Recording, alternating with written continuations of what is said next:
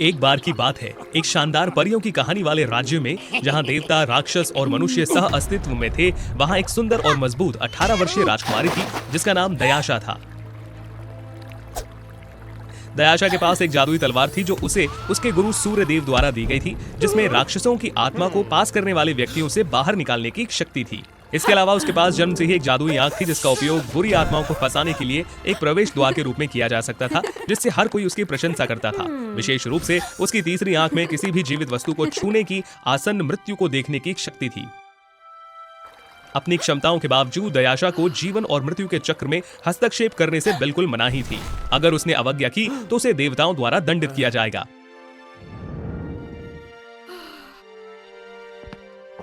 हालांकि दयाशा मजबूत थी, लेकिन उसकी एक कमजोरी थी। वो अक्सर थक जाती थी और सूर्य की तरह तेज रोशनी के संपर्क में आने पर वो अपनी तीसरी आंख का इस्तेमाल नहीं कर पाती थी।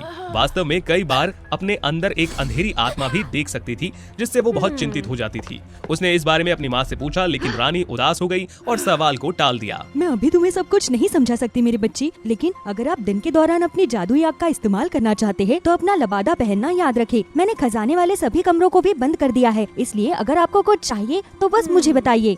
दयाशा रानी के लिए चीजों को और अधिक कठिन नहीं बनाना चाहती थी, इसीलिए उसने इन सवालों को अपने तक ही रखा। एक दिन दयाशा की आंख का जादू बिल्कुल उल्टा पड़ गया। राक्षसों को नियंत्रित करने के लिए इसका उपयोग करने में सक्षम होने के बजाय इसने कई दुष्ट आत्माओं को फैलाया। दयाशा को समझ नहीं आ रहा था कि क्या हो रहा है, इसीलिए अपनी जादुई तलवार से राक्षसों को निपटाने के बाद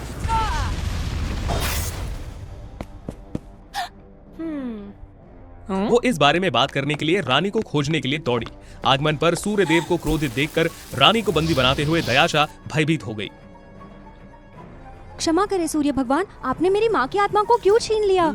ऐसा इसलिए क्योंकि कल आपने निषेध काम का उल्लंघन किया है, जब आपने अपनी माँ को बचाने के लिए तीसरी आंख का इस्तेमाल किया। इसीलिए मैं यहाँ आपके परिवार को दंड देने के लिए आया। सूर्यदेव ने बताया कि कल जब रानी को साल में एक बार सूर्य भगवान के मंदिर में जाने के लिए विदा करती थी, तो हर साल की तरह उनकी तीसरी आंख अचानक से चमक उठी। उसे पता चला कि रानी आज वृद्धावस्था और कमजोरी के कारण गुजर गई। हालांकि दयाशा अपने इकलौते प्रियजन को खोना नहीं चाहती थी, इसीलिए उसने अपनी माँ की किस्मत बदलने का फैसला किया। दयाशा ने जल्दी से अपनी माँ को आज सूर्यदेव मंदिर जाने में मदद करने का बहाना बनाया और फिर अपनी यात्रा पर निकल पड़ी। मंदिर के सभी कार्यों को पूरा करने के बाद वो खुशी खुशी घर लौट आई, लेकिन अचानक उसकी ओर एक काला गोला देखा। वो तेजी से झुकी और अपराधी को पकड़ने की कोशिश की, लेकिन वो भाग निकला। फिर भी दयाशा अभी भी खुश थी कि उसने आज दुष्ट व्यक्ति से अपनी माँ की रक्षा की। हालांकि सूर्यदेव ने दयाशा के गलत कार्य को देखा, इसीलिए वे माँ और बेटी दोनों को दंडित करने के लिए वहाँ व्यक्तिगत रूप से आए। ये सब मेरी गलती है। मेरी माँ पूरी तरह से निर्दोष है, इसलिए कृपया मेरी माँ को क्षमा करे और मुझे जैसा चाहे वैसा दंड दे। हाँ, चूंकि हम शिक्षक और छात्र हैं, अगर आप इस गलती को कभी नहीं दोहराने का वादा करते हैं और मुझे दिव्य तलवार देने के लिए सहमत हैं, तो मैं आपकी माँ के जीवन को बख्श दूंगा। क्योंकि आपके आवेगी और अपरिपक्व कार्यों ने मुझे निराश किया है और मैं आपको आसानी से माफ नहीं कर सकता। मैं किसी ऐसे व्यक्ति को दिव्य तलवार देना चाहता हूँ जो भविष्य में आपसे ज्यादा जिम्मेदार हो। मेरे लिए मेरी माँ का जीवन दुनिया के किसी भी चीज से ज्यादा महत्वपूर्ण है, इसलिए मैं तुम्हें दिव्य तलवार दे दूंगी। हालांकि जब दयाशा ने तलवार को सूर्यदेव को सौंप दिया तो वो अचानक शरारत से मुस्कुराया और तलवार को दयाशा की तीसरी आंख की ओर घुमा दिया। दयाशा जम गई और उसने अपनी जैसी 3 आंखों वाली आत्मा को अपने शरीर से निकलकर गिरते हुए देखा। आत्मा ने सूर्यदेव की ओर उड़ान भरी। उनकी तीसरी आंख के रूप में उनके द्वारा कब्जा कर लिया गया। आखिरकार बदला लेने का दिन आ ही गया। फिर उसने अपनी तलवार तोड़ दी और एक क्रूर दानव राजा बन गया। ये पता चला कि वर्षों पहले दानव राजा का छोटा भाई रानी से इतना प्यार करता था कि वो कुछ भी गलत नहीं करने के लिए तैयार हो गया। इसीलिए दानव राजा बहुत गुस्से में था और कपल को नष्ट करना चाहता था, लेकिन उसके छोटे भाई ने उसे सील करने के लिए जादू का इस्तेमाल करने की कोशिश की और मर गया। 18 साल बाद दानव राजा के पास सील से बचने के लिए पर्याप्त शक्ति थी, लेकिन जब वो रानी से बदला लेने गया तो उसने मंदिर में दयाशा को पाया। दानव राजा ने जल्दी से पहचान लिया कि दयाशा की तीसरी आंख उसके छोटे भाई के समान थी और वो निश्चित रूप से उस जोड़े की बेटी थी।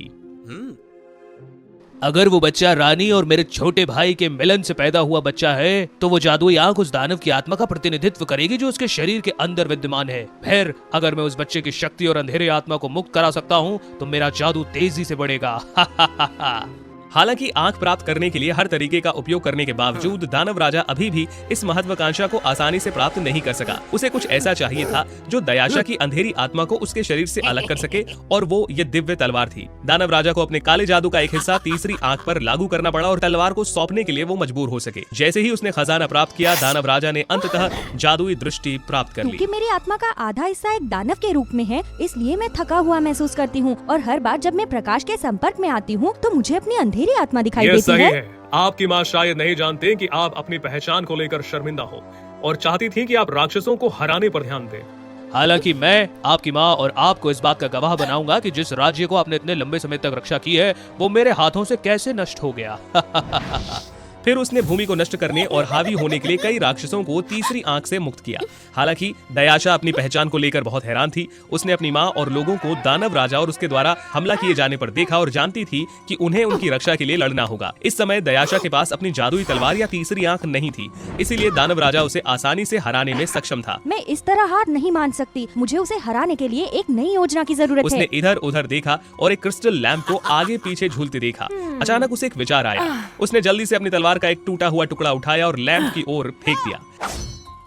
हालांकि दानव राजा इसे चकमा देने में सक्षम था, लेकिन रानी उस ऑर्ब को चुराने में सक्षम थी जिसने रानी को उसके हाथ से बंदी बना लिया था। माँ उठो, ये मैं हूँ, दयाशा। दयाशा, ऐसा लगता है कि दानव राजा वापस आ गया है और मुझ पर फिर से हमला किया। मैं सब कुछ जानती हूँ और अब हमें उसे हराने का तरीका खोजने की जरूरत है। वो दालान के अंत में एक बंद कमरे में भाग गई, लेकिन दानव राजा ने उसे पकड़ लिया। हाँ, तुम मूर्ख बच्चे, तुम स्वेच्छा से अपने आप को यहाँ क्यों फंसाओगे, जिससे तुम्हें हराना मेरे लिए आसान हो जाएगा। अगर तुम इतने अच्छे हो तो मुझसे लड़ो। दानव राजा ने दयाशा पर जादू करने का प्रयास किया, लेकिन वो मदद नहीं कर सका। उसके आत्मविश्वास पूर्ण अभिव्यक्ति पर ध्यान दिया गया। ऐसा लगता है कि आप अपने पीछे के फाटक को नष्ट करना चाहते हो। क्या वहाँ कुछ है जो मुझे डराता है? मुझे मूर्ख बनाने की कोशिश मत करो। अचानक रानी की आत्मा वाला गोला दयाशा के हाथ से छूट गया और उसने दानव राजा को ताना मारा। क्रोधित होकर दानव राजा ने ऑर्ब पर जादू किया, लेकिन दयाशा ने जल्दी से उसे अपने शरीर से ढक दिया। दयाशा, जाने दो। नहीं, मैं नहीं करूँगी। माँ, आपने हमेशा इतने लंबे समय तक मेरी चिंता करी और मेरी देखभाल की है, इसलिए मैं इन मामलों के लिए आपके बच्चे होने के कर्तव्यों को नहीं छोड़ सकती। इसके अलावा बिना अनुमति के मेरे माँ के भाग्य को बदलने के लिए ये मेरी गलती है, इसलिए मैं अपनी माँ के लिए खुद को कुर्बान करने को तैयार हूँ।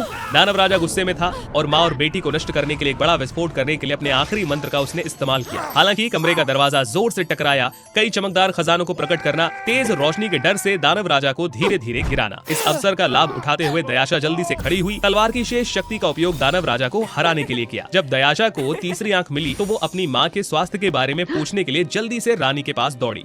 दयाशा, मैं बहुत थक गई हूँ। शायद अब मैं जिंदगी और मौत के इस दरवाजे से नहीं गुजर सकती, इसलिए मेरी बच्ची, कृपया बाद में अपना ख्याल रखना। ये नहीं हो सकता। मैं अपनी माँ को मुझे छोड़ने नहीं दे सकती। कृपया कर स्वर्गीय प्राणियों, मेरी माँ की जान बचाओ। मैं इसे किसी भी कीमत पर बदल दूंगी। जैसे ही दयाशा ने बोलना समाप्त किया, सूर्यदेव वास्तव में चमकदार रोशनी में प्रकट दयाशा, हुए। हाल की लड़ाई के माध्यम से मैं रानी के लिए आपकी पवित्रता को समझता हूँ, साथ ही दोनों के मातृ प्रेम को भी, जो एक दूसरे के लिए जी सकते हैं और मर सकते हैं।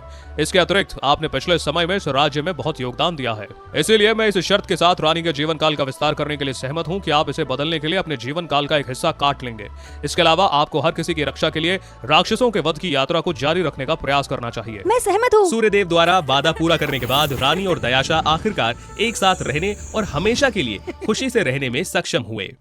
अगर पूछा जाए कि दुनिया में सबसे परफेक्ट लड़की कौन है, तो लोगों के सारे जवाब मून देवी सेलेना ही होंगे। अपनी माँ सूर्य देवी के विपरीत सेलेना बहुत कोमल और शुद्ध है।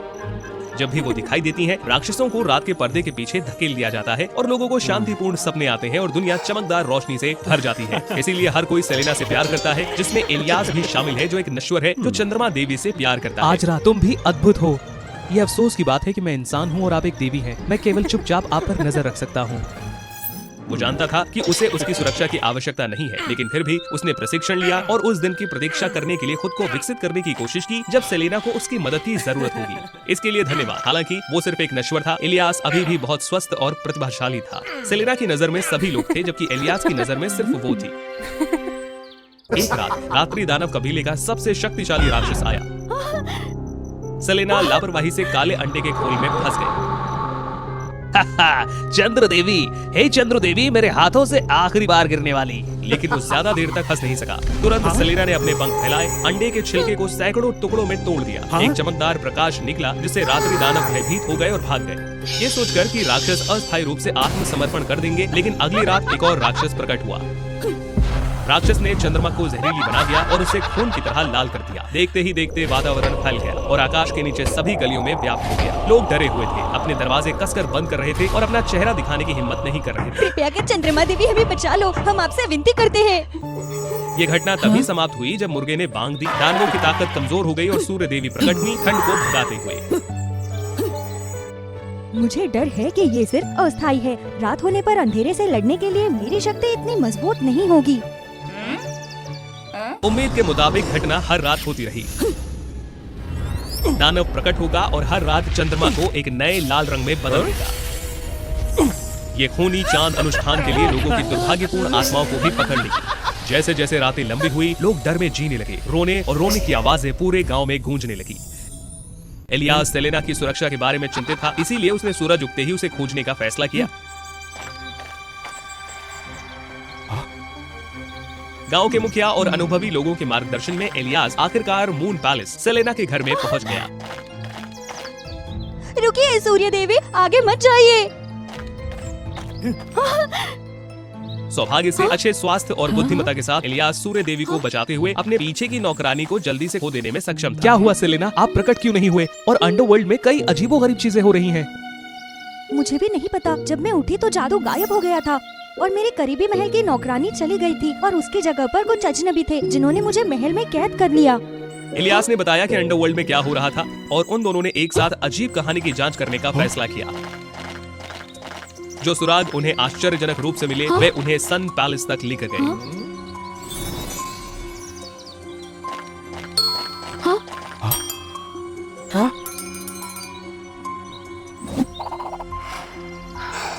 नहीं, ये नहीं हो सकता। मेरी माँ ऐसी इंसान नहीं हो सकती। सावधान सेलेना।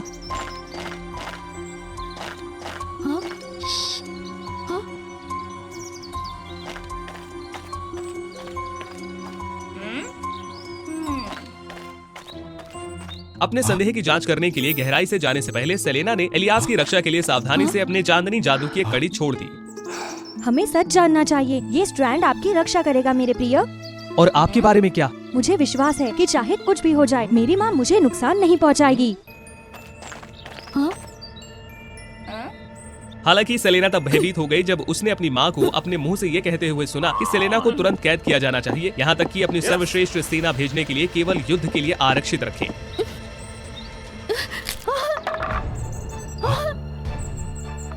वहाँ कौन है? सेलेना को कैद कर लिया गया जबकि इलियास को बेहोश कर दिया गया और अंडरवर्ल्ड वापस ले जाया गया।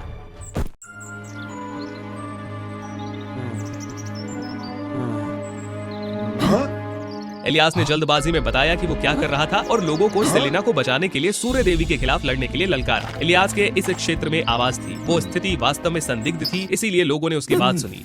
जैसे ही सूर्य अस्त हुआ, सूर्य देवी की शक्ति सामान्य से कुछ कमजोर हो गई और वो अपनी शक्ति को उजागर नहीं करना चाहती थी जो दूसरों को प्रभावित करे, इसीलिए उसे लोगों ने पकड़ लिया। क्या हुआ? ये सब क्या हुआ? मुझे जल्दी से रिहा करो और मुझे सब कुछ बताओ। रहने भी दो, हम सब कुछ जानते हैं। तुम वही हो जिसने चंद्रमा की देवी को कैद किया था। नहीं है जैसे आप सोच रहे हैं। मुझे रिहा करो। हम आपकी योजना को सफल नहीं होने देंगे। इलियास पहले ही चंद्रमा देवी को बचाने के लिए जा चुका है। सेलेना है। वहीं इलियास ने सेलेना को बचा लिया था। जैसे ही आसमान में अंधेरा छाने लगा, इलियास को अचानक अपने पीछे हत्या के इरादे की लहर महसूस हुई। उसके पीछे अब सेलेना नहीं थी, इसके बजाय दानव उस पर दुष्टता से मुस्कुराते हुए प्रकट हुए। क्या सेलेना, तुम एक राक्षसी हो? बहुत अफसोस की बात है कि आपको ये जानने में देर हो चुकी। मुझे भागने में मदद करने के लिए धन्यवाद इलियास। ये पता चला कि दानव एक दुष्ट आत्मा थी जिसने सेलेना के शरीर पर कब्जा कर लिया था, क्योंकि वो राक्षस के अंडे में गिर गई थी। उसकी अपनी चेतना थी और चंद्र देवी के साथ अस्तित्व भी।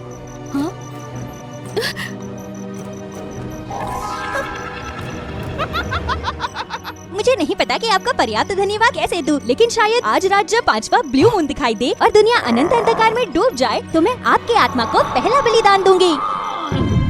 उस समय इलियास की गर्दन पर हार बड़े रूप से चमक उठा, जिससे दानव ने उसे पकड़ लिया। दानव लड़खड़ा गए और सेलेना में बदल गया। मैं दानव हूँ? अगर मैं गायब हो गई तो दानव का भी नाश हो जाएगा। नहीं सेलेना, ऐसा नहीं है। यदि आप अभी चले जाते हैं तो राक्षस आपके शरीर को पूरी तरह अपने कब्जे में ले सकता है और उसे कोई नहीं रोक पाएगा। आप सही कह रहे हैं, हमें उसे किसी भी प्रकार से रोकना होगा। सेलेना ने चुपचाप सहन किया और इलियास को तीरों को बदलने के लिए 5 पंखों के साथ अपने पंखों से बनाया गया एक धनुष दिया।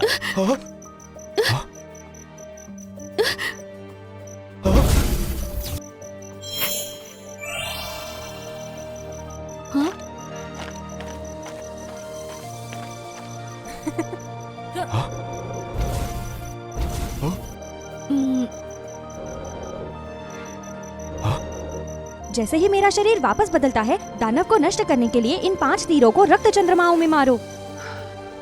जब प्रकाश पूरी तरह से गायब हो गया तो ठंडी हवाएं लौट आई और दानव फिर से जाग गए।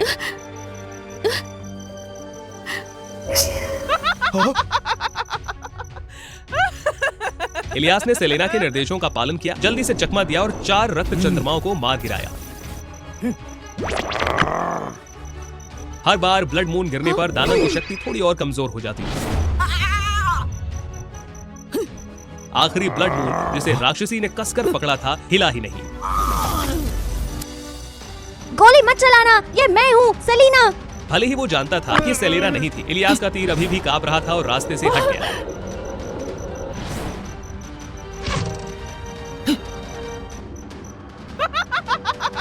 इलियास ने तीर को पुनः प्राप्त करने के लिए जल्दबाजी की, लेकिन वो लगभग खतरे में आ गया।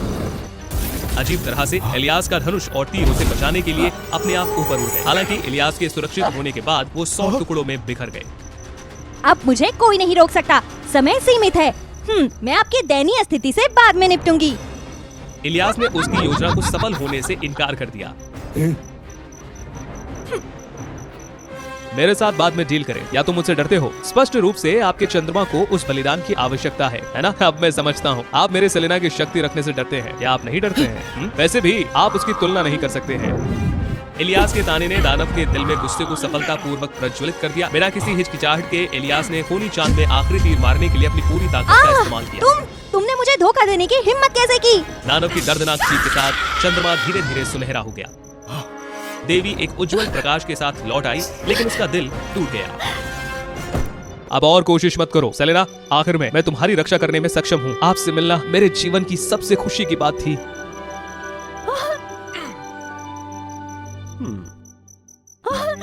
नहीं, तुम्हें मेरा इंतजार करना होगा, मैं तुम्हें बचा लूंगी। मैं आपसे प्यार करता हूँ। उसी समय ग्रामीण व सूर्यदेव आ गए। मुझे क्षमा करें, मैंने आपको रोकने और बचाने की कोशिश की, लेकिन मैं नहीं कर सकी। माँ, मुझे यकीन नहीं हो रहा है कि राक्षसी मेरे शरीर को पूरी तरह से छोड़ चुकी है। अगर वो एक दिन वापस आ गई तो क्या होगा? मैं इलियास के साथ रहना चाहती हूँ, कृपया मेरी आत्मा को उसके साथ रहने दे, चंद्रमा के साथ विलीन हो जाए। सूर्य देवी जानती थी कि वो अपनी बेटी के दृढ़ निश्चय को नहीं रोक सकती। इसके अलावा लोगों की सुरक्षा के लिए उसने अनिच्छा से अपने आंसू पोंछे और सेलेना के अनुरोध पर सहमति व्यक्त की। तो सेलेना मुस्कुराई और अपने अंतिम और सुंदर नृत्य किया। फिर आकाश में उड़ते हुए प्रकाश की एक सुंदर किरण में बदल गई।